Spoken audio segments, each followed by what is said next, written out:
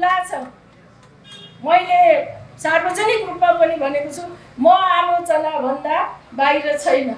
सबैले मलाई आलोचना गर्न सक्नुहुन्छ, तर तथ्यको आधारमा हुनुपर्छ हरेक कुराहरू। मेरो सदस्यताको बारेमा प्रश्न उठे, साथीहरू नेता भन्छन्, तर आफ्नो त यहाँ पार्टीको सङ्गठित सदस्यमै प्रश्न उठाएको छ यो च्यासलले। त्यही भएर यसबारेमा म चाहिँ यहाँलाई के भन्न चाहन्छु भने, मैले नेकपा एमाले अहिले भयो, त्यो माले थियो पहिले, माले कालदेखि नै सदस्य भएको। 37 सालमा मैले सदस्य लिएको रहेछु, पहिले पनि मैले भनिसकेको छु। फेरि पनि यहाँलाई चाहिँ जिज्ञासा होला भन्ने जस्तो मलाई लागेर मैले भनेको। 45 वर्ष भएछ। राष्ट्रपतिको शपथ खाने बेलामा नेकपा एमालेको सदस्य भएको चाहिँ 35 वर्ष भएको थियो। पार्टीले विशेष निर्णय गरेर तपाईँ जानै पर्छ भन्यो।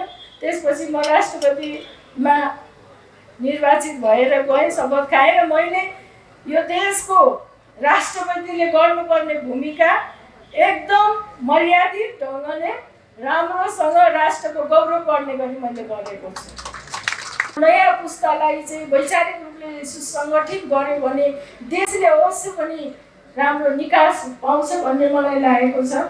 अब मैले यो भनिरहँदा यहाँहरूलाई केही मनमा जिज्ञासा प्रश्नहरू पनि हुनसक्छ। अब तपाईँ के गर्नुहुन्छ भन्ने कुरा पनि यहाँलाई लागिरहेको होला। त म निरन्तर काम गरिरहन्छु भन्ने कुरा पनि म यहाँहरूलाई सुनाउन चाहिँ चाहन्छु। तर अहिले के भने एमाले भनेको एउटा ब्रान्ड जस्तो भइरहेको छ। खासमा चाहिँ नेकपा हो, नेपाल कम्युनिस्ट पार्टी। अब त्यसमा थुप्रै नेपालमा कम्युनिस्ट पार्टीहरू छन्, त्यसैले आफू चिनिनको लागि चाहिँ त्यस्तो खालको चाहिँ अहिले मानिसहरू नाम हुन्छ, नामको पछाडि थर गोत्रहरू लेख्छन् नि, होइन? त्यस्तै खालको चाहिँ स्थिति जस्तो मात्रै मलाई लाग्छ। वास्तवमा भन्यो भने पार्टी हो, एउटा राजनीतिक दल हो, एउटा निश्चित दर्शन सिद्धान्तबाट अभिप्रेरित भएर राष्ट्रको सेवामा समर्पित संस्था हो पार्टी भनेको। तर आज देशमा गणतन्त्र आइसकेको छ। हामी राजनीतिक बदलावको हिसाबले धेरै माथि पुगिसकेका छौँ। हामी वास्तवमा भन्यो भने पूर्ण लोकतन्त्रको एउटा युगमा हामी प्रवेश गरेका छौँ। तर पनि जनताका कतिपय इच्छा आकाङ्क्षाहरू अहिले पनि पुरा हुन सकिरहेको छैन। केही समस्याहरू छन्, केही चुनौतीहरू छन्। एउटा त राजनीतिक दलहरूभित्र फस्टाएको जुन विकृति विसङ्गतिहरू छ त्यो पनि फस्टाइरहेका छन् र त्यसलाई समाधान गर्न पार्टीहरूले सकिरहेका छैनन्। पार्टीहरूले जुन देशमा सुशासन प्रवर्तन गर्नुपर्ने हो, राजनीतिक दल एउटा संस्थागत हिसाबले एउटा सिस्टममा प्रणालीमा जसरी जानुपर्ने हो त्यो जान सकिरहेको छैन। र राज्यका संयन्त्रहरू पनि जुन प्रणालीमा सञ्चालन हुनुपर्ने हो त्यो हुन सकिरहेको स्थिति छैन। अहिले संसदीय अभ्यासको कुरा गर्दाखेरि संसद नै एउटा चाहिँ निरीह थलो जस्तो भएर बसिरहेको छ। कानुनहरू समय अनुकूल कस्तो बनाउनु पर्ने भन्ने कुरामा ध्यान पूर्वक अध्ययन भइरहेको छैन। ठुला दलहरू आफैले अहिलेको संविधानमा प्रश्न उठाए र संविधान संशोधन गर्नुपर्छ भनेर सहमति गरेका छन्। तर पनि संविधानमा के अभाव रह्यो, के आवश्यकता छ, के गर्यो भने देशको समस्या समाधान हुन्छ भनेर छलफल हुन सकिरहेको छैन। कुनै व्यक्तिलाई केही आरोप लाग्यो, आरोप लागेको छ, पुष्टि भएको छैन, तर उसले बोल्न पाउँदैन, निलम्बित भइहाल्छ। के संसारमा यही हो न्याय? निर्वाचित भएर आएका छन् प्रतिनिधिहरू, जनप्रतिनिधिहरू हो, उनीहरूले एउटा आदर्श अनुसार काम गर्नुपर्छ। तर त्यो कसैले आरोप लगायो भन्दैमा एकैचोटि निलम्बनमा परिहाल्ने व्यवस्था कतिको लोकतान्त्रिक हो यो? जननिर्वाचित प्रतिनिधिहरूको हकमा चाहिँ म के भन्न चाहन्छु भने कुनै पनि आरोप पुष्टि नहुन्जेलसम्म त्यसरी चाहिँ निलम्बनमा पार्नु राम्रो होइन भन्ने जस्तो लाग्छ। अहिले नै पनि संसदका पनि केही ठुलै दलका नेताहरू निलम्बनको यात्रा भोगिरहेका छन्। जनताले निर्वाचित गरेर पठाएका प्रतिनिधिहरू साँच्चै उनीहरू दोषी हुन् कि होइनन्? आरोप त विभिन्न हुन सक्छ, तर प्रमाणित नहुन्जेलसम्म ऊ दोषी हुँदैन भने निलम्बन गरिहाल्ने। संविधानको कुरा त ठुलो, संविधानको बारेमा प्रश्न उठेको छ, तर पनि अहिलेसम्म बौद्धिक बहस भएको मैले देखेको छैन। संसदमा कानुनहरू बन्न सकिरहेको छैन। शिक्षा सम्बन्धी नेपालमा ठुलो समस्या छ। नेपालको शिक्षा प्रणालीलाई आमूल सुधार गर्नुपर्ने आवश्यकता देखिएको छ, तर पनि हामीले यो शिक्षा सम्बन्धीको राम्रो कानुन बन्न सकिरहेको छैन। मुलुकको आवश्यकता के हो, युगको आवश्यकता के हो, नयाँ पुस्ताले के अपेक्षा गरिरहेको हुन्छ, त्यो अनुसारको चाहिँ पाठ्यक्रमहरू हुनुपर्ने हो, शिक्षा नीति प्रणाली हुनुपर्ने हो। कपी पेस्ट गरेको आधारमा देशमा शिक्षा प्रणाली चल्छ भने त्यसले पलायनतिर लैजान्छ, मुलुकलाई पलायनतातिर, परनिर्भरतातिर धकेल्छ।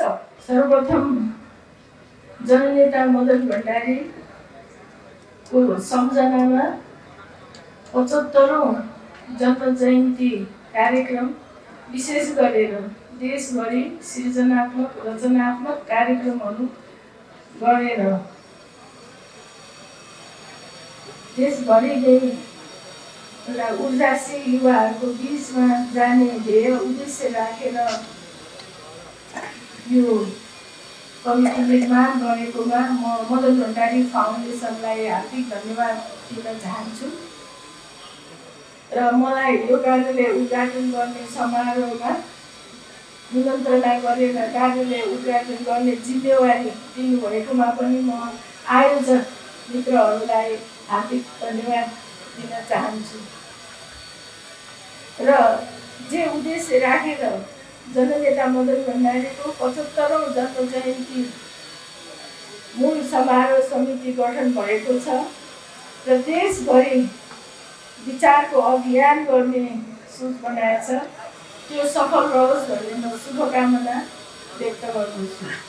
आजको यस समारोह विशेष गरेर वैचारिक सन्दर्भमा आयोजना गरेको विशेष समारोह, त्यसको सुरुवातको लागि, अभियानको रूपमा सुरुवात गर्नको लागि यो कार्यक्रम आयोजना गरेको, यो कार्यालय उद्घाटन गरेको भन्ने मैले बुझेको छु। म पनि लामो समयदेखि नेपालको अग्रपङ्क्तिमा सक्रिय राजनीतिमा जीवन बिताएको एउटा व्यक्ति हो। खास गरेर हामीहरू यहाँ नयाँ पुस्ता हुनुहुन्छ र केही अग्रज पुस्ता पनि यहाँ हुनुहुन्छ। म उहाँहरूलाई के कुरा राख्न चाहन्छु भने 35-36 सालमा नेपालमा निरङ्कुश निर्दलीय व्यवस्था थियो। त्यो निरङ्कुश निर्दलीय व्यवस्थाले देशको उन्नति प्रगति गर्न सकेन, देशमा सुशासन भएन, भ्रष्टाचार मौलायो र जनताको जुन मौलिक अधिकार हो त्यो कुण्ठित भयो। बिरामीले उपचार पाएनन्, बेरोजगारले रोजगारी पाएनन्, पढ्न चाहनेहरूले पढ्न पाएनन् र शिक्षा शास्त्रको पनि एकदमै अभाव रह्यो। सीमित वर्ग र सीमित परिवारले मात्रै त्यो चाहिँ प्राप्त गर्ने पहुँचमा रह्यो भन्ने कुराले हामीलाई आकर्षित गरेर हामीले त्यतिखेर पञ्चायती व्यवस्थाको विरुद्धमा शिक्षाको लागि, स्वास्थ्यको लागि, रोजगारीको लागि सबै जनताको पहुँच हुनुपर्छ भन्ने हिसाबले हामीले त्यो व्यवस्थाको विरुद्धमा आवाज उठायौँ र पञ्चायती व्यवस्थालाई हामीले धराशायी बनायौँ। व्यवस्था गलेर जनताको मागलाई सम्बोधन गर्ने गरी जनमत सङ्ग्रहको घोषणा गर्ने स्थितिसम्म हाम्रो त्यो 35-36 सालको विद्यार्थी आन्दोलनले गरेको हो भन्ने कुरा पनि म यहाँ नयाँ पुस्ताका भाइहरू, प्यारा अनुजहरूलाई म सुनाउन चाहन्छु।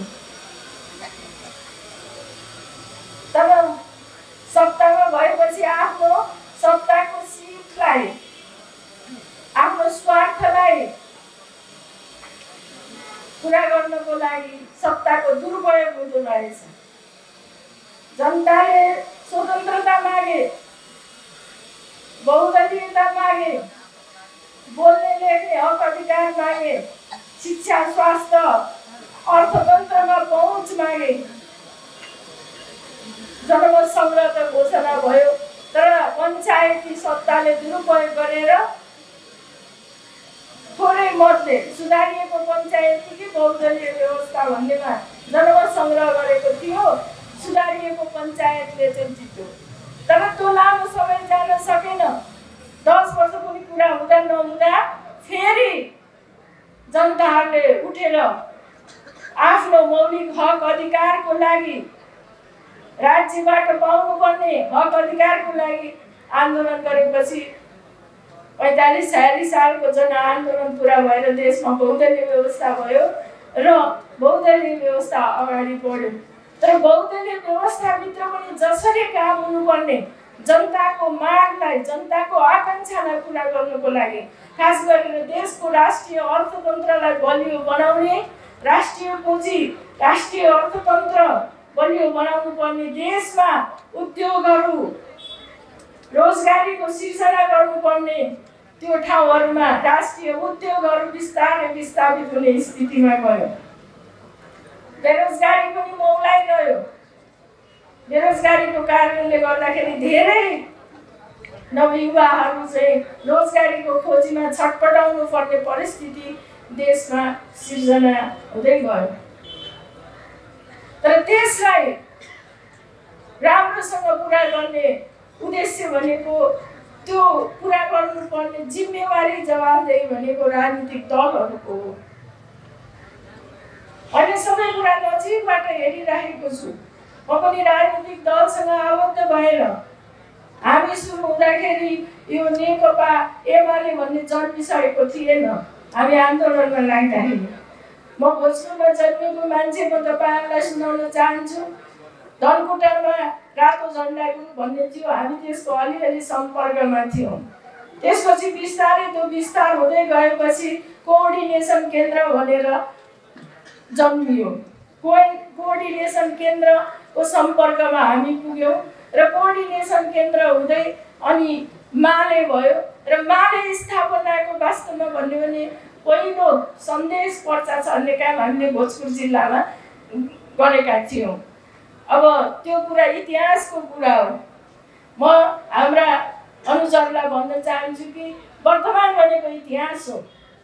कुनै बेला तपाईँहरूले अब आउने पुस्तालाई आजको कुरा इतिहास जस्तो सुनाउनु पर्ने चाहिँ हुन्छ। त्यो हुँदै गएपछि मालेबाट नेकपा एमाले भयो।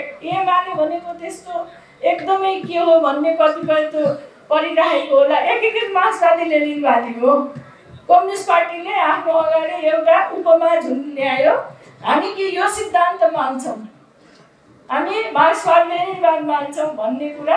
र त्यतिखेर मार्क्सवादी भन्ने छुट्टै पार्टी थियो र माले भन्ने छुट्टै पार्टी थियो र माले र मार्क्सवादीको बिचमा एकता भएकोले एकीकृत मार्क्सवादी लेनिनवादी भनेको हो। तर अहिले के भने एमाले भनेको एउटा ब्रान्ड जस्तो भइरहेको छ। खासमा चाहिँ नेकपा हो, नेपाल कम्युनिस्ट पार्टी। अब त्यसमा थुप्रै नेपालमा कम्युनिस्ट पार्टीहरू छन्, त्यसैले आफू चिनिनको लागि चाहिँ त्यस्तो खालको चाहिँ अहिले मानिसहरू नाम हुन्छ, नामको पछाडि थर गोत्रहरू लेख्छन् नि, होइन? त्यस्तै खालको चाहिँ स्थिति जस्तो मात्रै मलाई लाग्छ। वास्तवमा भन्यो भने पार्टी हो, एउटा राजनीतिक दल हो, एउटा निश्चित दर्शन सिद्धान्तबाट अभिप्रेरित भएर राष्ट्रको सेवामा समर्पित संस्था हो पार्टी भनेको। तर आज देशमा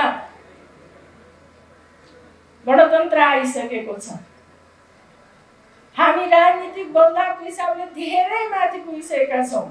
हामी वास्तवमा भन्यो भने पूर्ण लोकतन्त्रको एउटा युगमा हामी प्रवेश गरेका छौँ। तर पनि जनताका कतिपय इच्छा आकाङ्क्षाहरू अहिले पनि पुरा हुन सकिरहेको छैन। केही समस्याहरू छन्, केही चुनौतीहरू छन्। एउटा त राजनीतिक दलहरूभित्र फस्टाएको जुन विकृति विसङ्गतिहरू छ त्यो पनि फस्टाइरहेका छन् र त्यसलाई समाधान गर्न पार्टीहरूले सकिरहेका छैनन्। पार्टीहरूले जुन देशमा सुशासन प्रवर्तन गर्नुपर्ने हो, राजनीतिक दल एउटा संस्थागत हिसाबले एउटा सिस्टममा प्रणालीमा जसरी जानुपर्ने हो त्यो जान सकिरहेको छैन र राज्यका संयन्त्रहरू पनि जुन प्रणालीमा सञ्चालन हुनुपर्ने हो त्यो हुन सकिरहेको स्थिति छैन। अहिले संसदीय अभ्यासको कुरा गर्दाखेरि संसद नै एउटा चाहिँ निरीह थलो जस्तो भएर बसिरहेको छ। कानुनहरू समय अनुकूल कस्तो बनाउनु पर्ने भन्ने कुरामा ध्यान पूर्वक अध्ययन भइरहेको छैन। ठुला दलहरू आफैले अहिलेको संविधानमा प्रश्न उठाए र संविधान संशोधन गर्नुपर्छ भनेर सहमति गरेका छन्, तर पनि संविधानमा के अभाव रह्यो, के आवश्यकता छ, के गर्यो भने देशको समस्या समाधान हुन्छ भनेर छलफल हुन सकिरहेको छैन। कुनै व्यक्तिलाई केही आरोप लागेको छ, पुष्टि भएको छैन, तर उसले बोल्न पाउँदैन, निलम्बित भइहाल्छ। के संसारमा यही हो न्याय? निर्वाचित भएर आएका छन् प्रतिनिधिहरू, जनप्रतिनिधिहरू हो, उनीहरूले एउटा आदर्श अनुसार काम गर्नुपर्छ, तर त्यो कसैले आरोप लगायो भन्दैमा एकैचोटि निलम्बनमा परिहाल्ने व्यवस्था कतिको लोकतान्त्रिक हो यो? जननिर्वाचित प्रतिनिधिहरूको हकमा चाहिँ म के भन्न चाहन्छु भने कुनै पनि आरोप पुष्टि नहुन्जेलसम्म त्यसरी चाहिँ निलम्बनमा पार्नु राम्रो होइन भन्ने जस्तो लाग्छ। अहिले नै पनि संसदका पनि केही ठुलै दलका नेताहरू निलम्बनको यात्रा भोगिरहेका छन्। जनताले निर्वाचित गरेर पठाएका प्रतिनिधिहरू साँच्चै उनीहरू दोषी हुन् कि होइनन्? आरोप त विभिन्न हुन सक्छ, तर प्रमाणित नहुन्जेलसम्म दोषी हुँदैन भने निलम्बन गरिहाल्ने। संविधानको कुरा त ठुलो, संविधानको बारेमा प्रश्न उठेको छ, तर पनि अहिलेसम्म भौतिक बहस भएको मैले देखेको छैन। संसदमा कानुनहरू बन्न सकिरहेको छैन। शिक्षा सम्बन्धी नेपालमा ठुलो समस्या छ। नेपालको शिक्षा प्रणालीलाई आमूल सुधार गर्नुपर्ने आवश्यकता देखिएको छ, तर पनि हामीले यो शिक्षा सम्बन्धीको राम्रो कानुन बन्न सकिरहेको छैन। मुलुकको आवश्यकता के हो, युगको आवश्यकता के हो, नयाँ पुस्ताले के अपेक्षा गरिरहेको हुन्छ त्यो अनुसारको चाहिँ पाठ्यक्रमहरू हुनुपर्ने हो, शिक्षा नीति प्रणाली हुनुपर्ने हो। कपी पेस्ट गरेको आधारमा देशमा शिक्षा प्रणाली चल्छ भने त्यसले पलायनतिर लैजान्छ, मुलुकलाई पलायनतातिर, परनिर्भरतातिर धकेल्छ। शिक्षाले त रोजगारी सिर्जना गर्नुपर्ने हो। उद्योग यहाँको हाम्रो जुन प्राकृतिक स्रोतहरू छन्, सम्पदाहरू छन्, सांस्कृतिक सम्पदाहरू छन्, तिनीहरूमाथि रहेर राष्ट्रिय पुँजीलाई आत्मनिर्भर बनाउनतर्फ लाग्नुपर्ने हो। तर मानिसहरू चाहिँ एउटा रोजगारीको खोजीमा पीडित भएर ब्याङ्कबाट ऋण लिएर वृद्ध भएका बाबाआमाहरूलाई छोडेर, बालबच्चाहरूलाई छोडेर चाहिँ अर्काको देशमा जानको लागि लाइन बस्नुपर्ने खालको परिस्थिति सिर्जना भइरहेको छ। के गणतन्त्रले चाहेको त्यही हो? हामीले त बरु उदार भावना राखेर देशमा धेरै हामीले उद्योगहरू, हाम्रो सम्पदाहरूको सदुपयोग गरेर नयाँ मान्छेहरूलाई, अरूलाई समेत हामीले चाहिँ रोजगारी दिनुपर्ने हो। तर हाम्रा पहाडहरू रित्ता हुँदैछन्,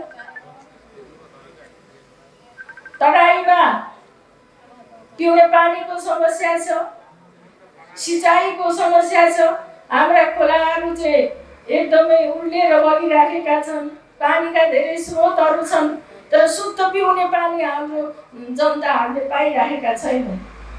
भइरहेको शुद्ध पिउनु पानी हिमालबाट हाम्रा धेरै नदीहरू बगिरहेका छन्। हामीले त्यो पानी पिलाउन सकिरहेको छैन। हामीले सिँचाइ गर्न सकिरहेको छैन। भूगर्भशास्त्रीहरूले भन्न थाल्नु भएको छ हाम्रो जमिन मुनिको पानी सुक्दो गइरहेको छ। हामीले त्यो जमिन मुनिको पानीलाई सन्तुलनमा राख्न सकेनौँ भने सानो पनि भूकम्प आयो, प्राकृतिक सानो पनि कुनै विपत्ति आयो भने ठेक्न सक्ने स्थिति छैन भन्ने कुराहरू आइरहेको छ। तर देशका प्रमुख पार्टीका विचारकहरू, थिङ्क ट्याङ्कहरू के हेरेर बसिरहेका छन् भन्ने प्रश्न चाहिँ उठिरहेको छ।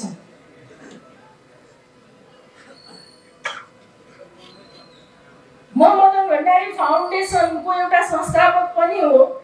म यहाँ साथीहरूलाई के अनुरोध गर्न चाहन्छु भने हामीले यसलाई थिङ्क ट्याङ्ककै रूपमा अगाडि बढाएको हो, एउटा वैचारिक बौद्धिक मञ्चको रूपमा अगाडि बढाएको हो र यसका केही मूल्य र मान्यताहरू छन्। त्यो मूल्य र मान्यता अनुसार अगाडि जानुपर्छ भनेर हामीले जननेता मदन भण्डारीको पुण्य स्मृतिमा यसलाई स्थापना गरेको हो। त्यसैले गर्दा यसले यी विषयहरूमा आज पार्लियामेन्टहरू किन निरीह भएका छन्? देशमा सङ्घीय लोकतन्त्र छ, तर सङ्घीयतामा चाहिँ तपाईँले एउटा कानुन पनि त्यो सङ्घीय सरकारले बनाउन सक्ने खालको, तल प्रदेश सरकारले बनाउन सक्ने खालको अवस्था चाहिँ छैन। वडा सदस्य पनि कोही उठाउनु पर्यो भने माथि नेताहरूले उर्दी जारी गर्नुहुन्छ। अरू ठुलो कुरा त छोडिदिउँ भनेपछि शक्ति विकेन्द्रीकरणको सिद्धान्तको हामी जे कुरा गर्छौँ त्यो अनुसार अहिले पनि देशमा ठुला दलहरूले एउटा राजनीतिक प्रणालीलाई जसरी अगाडि बढाउनु पर्ने त्यो गर्न सकिरहेछन्। म एउटा दलको मात्रै कुरा गर्दिनँ। मैले भने नेकपा एमालेलाई आलोचना गरेको जस्तो हुन सक्दछ, तर नेकपा एमाले पनि एउटा अग्रज पार्टी भएको नाताले नेकपा एमाले एउटा देशभक्त प्रगतिशील राष्ट्रवादीहरूको पार्टी हो। यस्ता कुराहरूमा विचार पुर्याउनै पर्ने हुन्छ। मधेसको जनतालाई किन हामीले शुद्ध पिउने पानी पुर्याउन सकेको छैनौँ?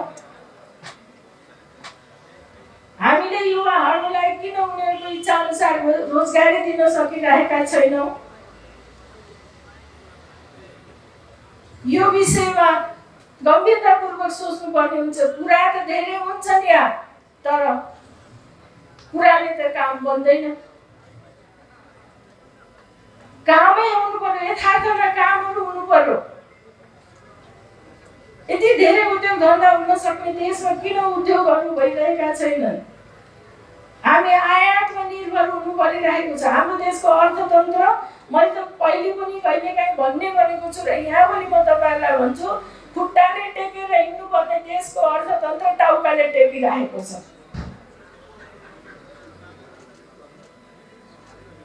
आयातमा आधारित भन्सारमा चलिरहेको छ। त्यसले व्यापार सन्तुलन भइरहेको छैन र व्यापार घाटा भइरहेको छ। वैदेशिक ऋण बढिरहेको छ।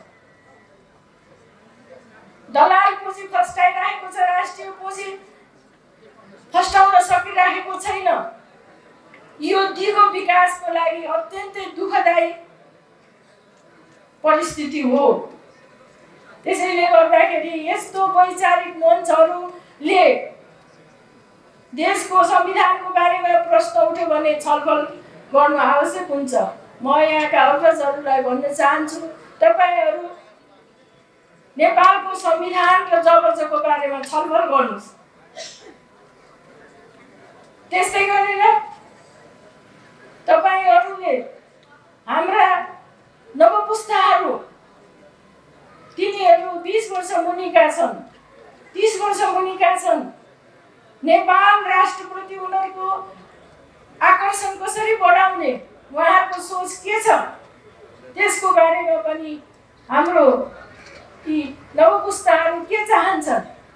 नेपाल जस्तो एउटा गौरवमय देशमा, विश्वको अग्लो हिमाल सगरमाथा भएको देशमा जन्मेका हाम्रा सन्ततिहरू, शान्तिका अग्रदूत गौतम बुद्ध जस्तो व्यक्तित्व जन्मिएको हाम्रो देशका सन्ततिहरू। त्यस्तै गरेर हामीसँग के कुराको खाँचो छ? प्राकृतिक हिसाबले भन्ने हो भने हाम्रो देशमा सबै कुरा हामीले प्राप्त गरेका छौँ। स्रोतको हिसाबले हामी भरिपूर्ण छौँ। पानीको अभाव छैन। हामीलाई चाहिँ वन जङ्गलको चाहिँ वनस्पति कुनै पनि वनस्पतिको अभाव छैन। कृषिको क्षेत्रमा जाने हो भने पनि सबै प्रकारका हामीलाई मानव सभ्यतालाई चाहिने, मानव जीवनलाई चाहिने हामी उत्पादन गर्न सक्छौँ। तर पनि अरबौँ होइन खरबौँको लेभलमा खाद्य वस्तुहरू हामीले आयात गर्नुपर्ने अवस्था छ। हो यस्तो समाधान। राजनीति भनेको जनताको आवश्यकतालाई समाधान गर्नु नै हो। राजनीति भनेको सीमित व्यक्तिहरू पार्टीमा लागेर अनि कुनै पद ओहदा प्राप्त गर्नु भन्ने मैले चाहिँ त्यसरी बुझेको होइन र म त्यसरी राजनीतिमा लागेको पनि होइन। तर अहिलेसम्म पनि परिस्थिति के भयो भन्दाखेरि पार्टीहरूभित्र पनि लोकतान्त्रिक प्रणाली चाहिँ निम्सरो भइरहेको छ। राज्यका सबै अङ्गहरू पनि त्यो पद्धतिसँग ढङ्गले चलिरहेका छैनन्। त्यसैले मेरो चाहिँ यहाँलाई आयोजक संस्था र यहाँ उपस्थित सबै र राज्यको चौथो अङ्गलाई पनि के छ भने हाम्रो देशको समस्याहरू कसरी समाधान गर्ने, समाधान के हो त्यसमा हामीहरू जान्नु पर्यो र हामीले समाधान निकाल्नु पर्यो। हामी धेरै यो परनिर्भरतामा जानु भएन। उपायहरूको खोजी हामी भित्रैबाट गर्नु पर्यो र ती कुराहरूको समाधान गरेर आज जुन ठुलो मात्रामा चाहिँ युवाहरूमा एउटा निराशा, जनताहरूमा एउटा निराशा मौलाउन खोजेको छ, त्यो कुरालाई समाधान गर्ने काम भनेको हामीहरूको हो। हामीहरूले गर्नुपर्छ र देशप्रति आकर्षण सिर्जना गर्नुपर्छ भन्ने मलाई लाग्छ। र जननेता मदन भण्डारीले जुन सिद्धान्त प्रतिपादन गर्नुभयो, जनताको बहुदलीय जनवाद, त्यसले हाम्रो देशको सबै समस्या समाधान गर्छ भन्ने हामीलाई लागेर नै त्यो सिद्धान्तलाई नेकपा एमाले पनि मार्गदर्शक सिद्धान्त बनाएर हिँडेको हो र त्यो सिद्धान्त अनुसार काम भयो कि भएन अहिले समीक्षा गर्ने बेला भइसकेको छ। सिद्धान्तको मर्म, भावना, मूल्य, मान्यता एकातिर छ, तर त्यो अनुसार हामीले काम गर्न सकिरहेको छैन। यो सिद्धान्तले समाजको लागि, यो सिद्धान्तले संस्कृतिको लागि, हाम्रो भाषा, हाम्रो कला, हाम्रो साहित्य, हाम्रो संस्कृतिको लागि के भन्छ त्यो अनुसार हाम्रो नेताहरूले काम गर्नु भएको छ।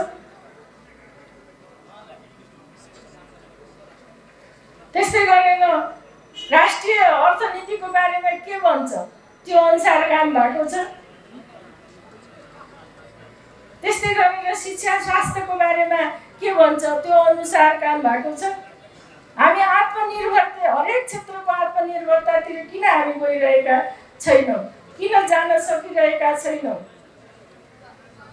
यसबारेमा गम्भीर छलफल गर्नुपर्ने हो भन्ने मलाई लागेको छ। त्यही भएर मदन भण्डारीको 75औं जन्म जयन्तीको बारेमा, यस विचारको बारेमा पनि हामीले गम्भीर विमर्श गर्नुपर्छ। विचार सिद्धान्त अनुसार काम भएको छ कि छैन भन्ने कुरा चाहिँ हामीले गर्नुपर्छ। यसलाई एउटा चाहिँ हामीले सामान्य एउटा झन्डाको रूपमा मात्रै प्रयोग गर्ने, तर यथार्थमा हामी नजाने हो भने हरेक सिद्धान्तहरू चाहिँ काम नलाग्ने भन्ने अर्थ जनताले निकाल्नु पर्ने स्थिति आउँछ। तर मलाई के लाग्छ भने यसको जबको सान्दर्भिकता अहिले पनि छ। यसको नीति अनुसार हामीले काम गर्नुपर्ने आवश्यकता छ। त्यो भयो भने हामी हाम्रो देश र हामी जुन ठाउँमा छौँ हैन, हाम्रो भौगोलिक अवस्था जे छ त्यसमा हामी एकदम सुसम्पन्न भएर अगाडि हामी बढ्न सक्छौँ। हामीलाई हाम्रो देशको चाहिँ उत्पादन यदि हामीले धेरै गर्न सक्यौँ भने कुनै बजारको समस्या पनि छैन। 1.5 अर्ब जनसङ्ख्या भएका देशहरू हाम्रो वरिपरि छन्। त्यसो हुँदाखेरि विशेष गरेर नेपालको आर्थिक अवस्थालाई ध्यानमा राखेर हाम्रा काम कारबाहीहरू अगाडि बढुन्। राष्ट्रियताका आधारहरूमा हाम्रो राष्ट्रिय अर्थतन्त्र पनि एउटा मूल पिलर खम्बा हो। यदि हाम्रो राष्ट्रिय अर्थतन्त्र मजबुत हुन सकेन भने हामीले हाम्रो राष्ट्रियतालाई मजबुत बनाउन सक्दैनौँ। त्यस्तै गरेर त्यससँग जोडिएका थुप्रै कुराहरू, थुप्रै आधारहरू छन्, त्यसलाई हामीले अगाडि बढाउनु पर्ने हुन्छ। म तपाईँहरूलाई आजको यस जुन कार्यालय हामीले उद्घाटन गरेका छौँ यस विषयमा बढी केन्द्रित भएर खास गरेर आजको हाम्रो लक्ष्य नयाँ पुस्ताहरूतिर हामीले ध्यान दिनुपर्ने हुन्छ र नयाँ पुस्तालाई चाहिँ वैचारिक रूपले सुसङ्गठित गर्यो भने देशले अवश्य पनि राम्रो निकास पाउँछ भन्ने मलाई लागेको छ। अब मैले यो भनिरहँदा यहाँहरूलाई केही मनमा जिज्ञासा प्रश्नहरू पनि हुनसक्छ। अब तपाईँ के गर्नुहुन्छ भन्ने कुरा पनि यहाँलाई लागिरहेको होला। त म निरन्तर काम गरिरहन्छु भन्ने कुरा पनि म यहाँलाई सुनाउन चाहिँ चाहन्छु। हुन त मेरो सदस्यताको बारेमा प्रश्न उठे, साथीहरू नेता भन्छन्, तर आफ्नो त यहाँ पार्टीको सङ्गठित सदस्यमै प्रश्न उठाएको छ यो च्यासलले। त्यही भएर यसबारेमा म चाहिँ यहाँलाई के भन्न चाहन्छु भने मैले नेकपा एमाले अहिले भयो, त्यो माले थियो पहिले, माले कालदेखि नै सदस्य भएको। 37 सालमा मैले सदस्य लिएको रहेछु, पहिले पनि मैले भनिसकेको छु। फेरि पनि यहाँलाई चाहिँ जिज्ञासा होला भन्ने जस्तो मलाई लागेर मैले भनेको। 45 वर्ष भएछ। राष्ट्रपतिको शपथ खाने बेलामा नेकपा एमालेको सदस्य भएको चाहिँ 35 वर्ष भएको थियो। पार्टीले विशेष निर्णय गरेर तपाईँ जानै पर्छ भन्यो। त्यसपछि म राष्ट्रपतिमा निर्वाचित भएर गएँ, शपथ खाएँ र मैले यो देशको राष्ट्रपतिले गर्नुपर्ने भूमिका एकदम मर्यादित ढङ्गले राम्रोसँग राष्ट्रको गौरव गर्ने गरी मैले गरेको छु। यो सबै इतिहासको पानाहरू खुल्ला छ। मैले सार्वजनिक रूपमा पनि भनेको छु, म आलोचना भन्दा बाहिर छैन। सबैले मलाई आलोचना गर्न सक्नुहुन्छ, तर तथ्यको आधारमा हुनुपर्छ हरेक कुराहरू।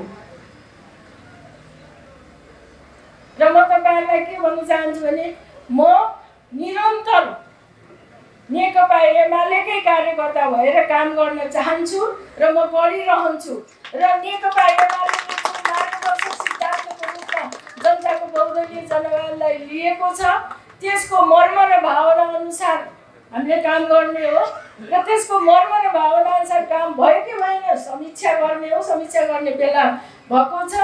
र हिजो 47 सालको यो आन्दोलन 46-47 सालको आन्दोलनपछि जसरी देशमा एउटा अस्थायी सरकार बनेको थियो र अन्तरिम सरकार, त्यो सरकारमा पनि यो पार्टीले भाग लिएको थियो। तर त्यसपछि भन्यो भने चुनावबाट भनेको 50 सालपछि निरन्तर यो पार्टी नेकपा एमालेले भाग लिइरहेको छ।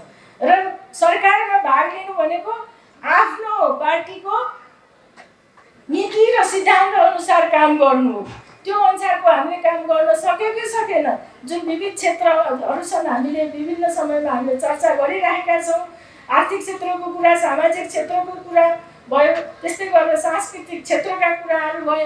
यी क्षेत्रहरूमा हामीले काम गर्न सक्यो कि सकेनौँ समीक्षा गर्ने बेला आएको छ भन्ने मलाई लाग्छ। त्यसैले गर्दाखेरि यो कार्यक्रम सञ्चालन गर्ने हाम्रा अग्रज दाजुभाइहरूले, दिदीबहिनीहरूले सिद्धान्त अनुसार समाजलाई दोहोऱ्याउनको लागि वैचारिक चिन्तन मनन गरेर अगाडि बढ्नुपर्छ भन्ने मलाई लागेको छ। र म पनि त्यही अनुसारै, मलाई कुनै पार्टीले कुनै जिम्मेवारी दियोस् कि नदियोस् मलाई त्यो कुरासँग मतलब छैन। म नेकपा एमालेको सदस्य हो, त्यो नाताले मैले जुन एउटा सिद्धान्त धारण गरेको छु र सिद्धान्त मैले बुझेको छु त्यो अनुसार मैले काम गर्ने हो। मेरो तर्फबाट तपाईँहरूलाई पूर्ण रूपमा चाहिँ सहयोग रहन्छ र यदि पार्टीहरूमा विकृति विसङ्गति फैलिएको छ भने त्यो विकृति विसङ्गतिको विरुद्धमा पनि म लडिरहन्छु। म नेपाल राष्ट्रको गौरव बढाउन, नेपाल राष्ट्रको स्वाभिमान र अस्तित्वको लागि चन्द्र सूर्य रहेसम्म हाम्रो देशको चाहिँ अस्तित्व रहनुपर्छ भन्ने म मान्यता राख्ने मान्छे हो र त्यही अनुसार मेरो काम हुन्छ। म यिनै कुराहरू तपाईँहरूलाई राख्न चाहन्छु। धन्यवाद।